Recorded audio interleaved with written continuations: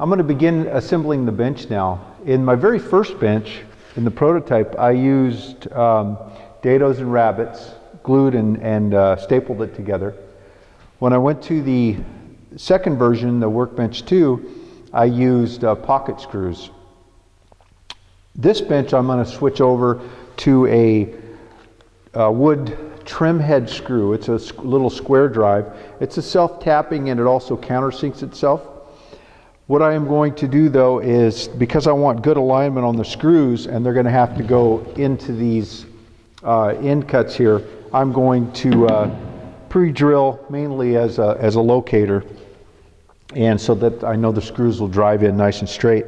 So I've aligned both of the sides together, clamped them together, laid out where I want to put the screws, and I'm going to just do a little pre-drilling. The spreaders are detailed, each one slightly different for one reason or another. So I've made sure they're laid out properly with the sanded side facing out and the table saw pipe holes in the right location. And so that way I won't mix them up as I'm starting this assembly. Like with all the other assemblies, the most important thing is glue. The screws will be in there permanently, but the glue is what keeps the bench stable. When I was building the prototype, I had glued and screwed it together, and I had to take it apart to do a lot of modification.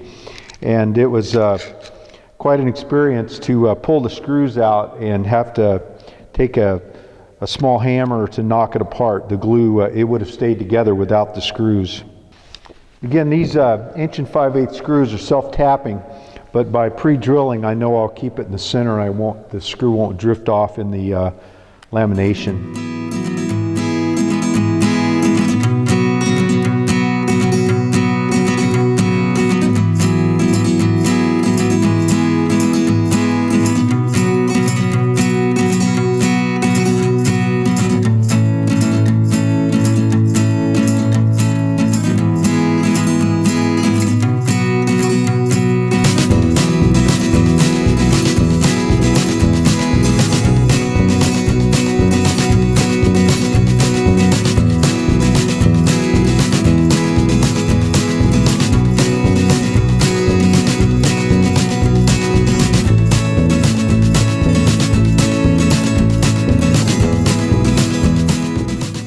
Before I put the bottom on, I cut a couple of 3/4 inch plywood blocks that I just put in between, screwed in temporarily, and that's just to keep when I square this edge to the outside, it'll straighten up the middle one. Because they have so much cut away, I want them to be nice and straight when I put the screws in them.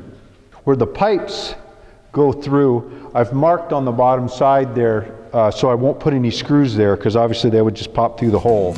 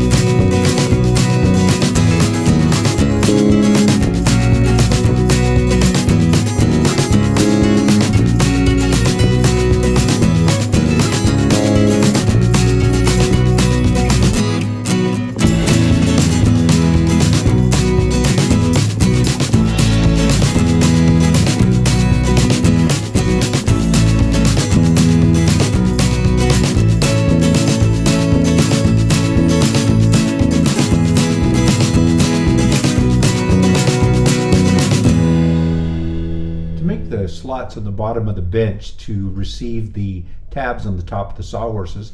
I made a template just like I did for the miter saw extensions, and then used my router with a template guide to create the slots the exact size I needed. And then I took another router with a round over bit just to soften the edges up, and now the bench is ready to be placed on the sawhorses so the top can be finished.